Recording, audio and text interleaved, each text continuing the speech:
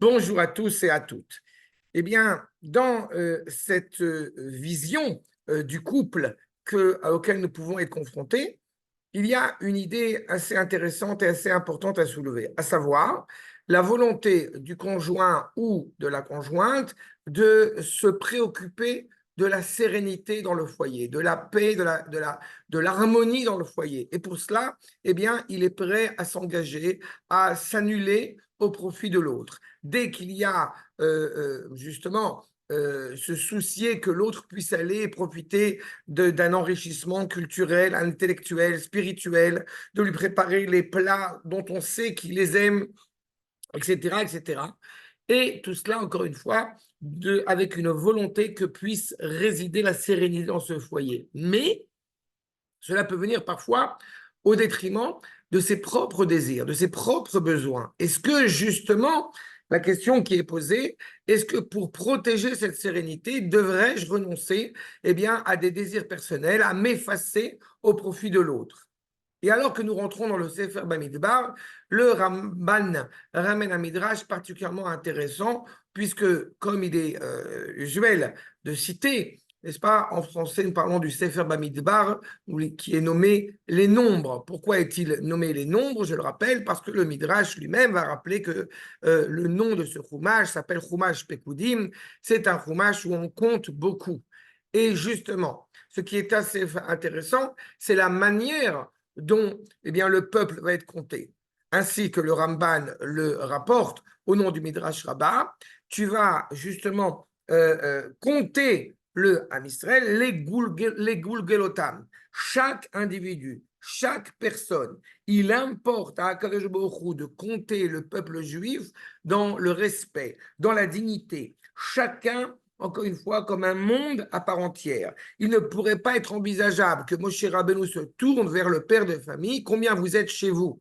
Non, parce que chacun est un monde à part entière. Chacun a sa propre dignité. Alors qu'effectivement, il aurait été beaucoup plus rapide et beaucoup plus ludique de compter au bout du compte même tout le monde, de faire un ensemble de gens, mais non, il est impératif, il importe que chaque tribu, chaque personne soit comptée comme un élément, justement à part entière.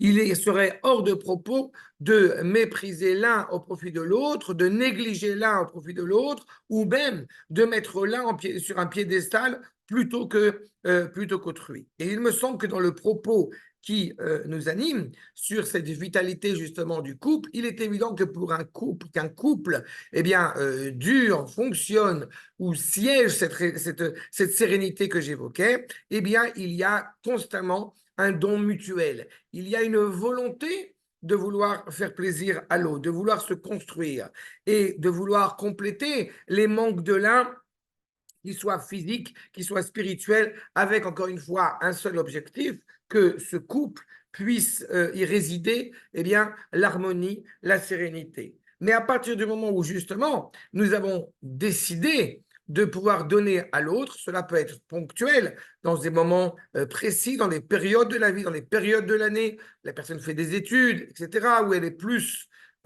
tendue et moins axée sur les besoins du foyer, et quelques mois plus tard, cela revient encore une fois, à cette relation bilatérale pour le bien du couple. Mais il ne serait pas envisageable, tel qu'il ne serait pas envisageable d'annuler chaque membre, chaque tribu d'Israël, pas seulement pour le bénéfice de la tribu, pour lui donner un sens, mais pour le bénéfice de tout le peuple juif. De la même manière, il ne serait pas envisageable, vu la complexité du couple, de favoriser l'un en négligeant justement autrui. Il doit y avoir clairement une relation bilatérale en se préoccupant de l'autre, mais en ne s'oubliant pas soi-même.